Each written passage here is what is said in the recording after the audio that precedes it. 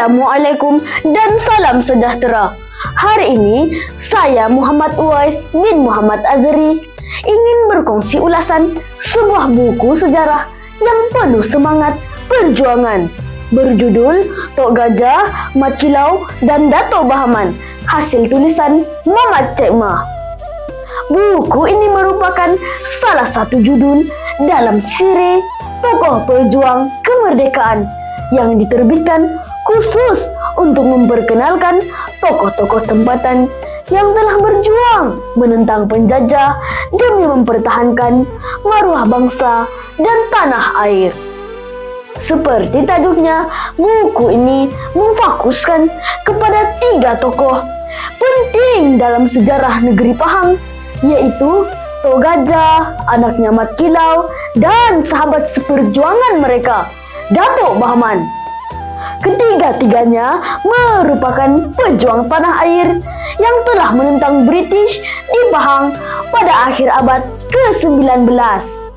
Buku ini bermula dengan pengenalan latar belakang ketiga-tiga tokoh dari asal-usul keluarga, latar pendidikan, hinggalah bagaimana mereka mula menunjukkan keberanian dalam mempertahankan hak rakyat. Tok Gajah atau nama sebenarnya Imam Perang Rasul digambarkan sebagai seorang pemimpin yang tegas, berstrategi, dan sangat berpegang kepada prinsip Islam dan adat. Beliau bukan sahaja seorang panglima, tetapi juga guru kepada anaknya, Mat Kilau. Mat Kilau pula dikenali kerana keberaniannya yang luar biasa, kepantasan gerakan, serta semangat juangnya yang tinggi walaupun masih muda ketika memulakan perjuangan. Sementara itu, Dato' Bahaman yang pernah menjadi orang besar Pahang bangkit menentang British apabila sistem pemerintahan tradisional mula dicampuri oleh pegawai-pegawai kolonial. Penentangan mereka bertiga akhirnya mencetuskan beberapa seri pertempuran orang Melayu tempatan dengan pihak penjajah, termasuk di Lubuk Terua, Geram Ampai, dan Gua Kota Gelanggi.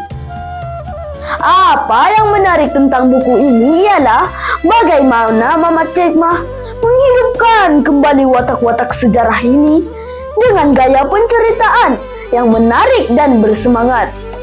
Buku ini turut memaparkan semangat, keperitan, dan perjuangan sebenar yang dilalui oleh para pejuang ini.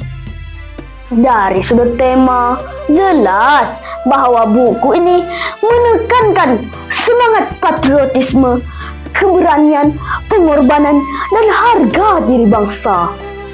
Ketiga-tiga tokoh ini sanggup meninggalkan keluarga, harta, dan keselesaan hidup demi mempertahankan tanah air daripada dijajah. Mereka juga menolak kezaliman dan penindasan walaupun terpaksa hidup dalam pelarian dan berhadapan dengan pelbagai ancaman. Gaya bahasa yang digunakan oleh penulis sangat jelas dan mudah difahami. Penulis menyelipkan dialog dan situasi dramatik bagi menghidupkan suasana sekaligus membuat pembaca seolah-olah melihat sendiri detik-detik penting dalam perjuangan mereka.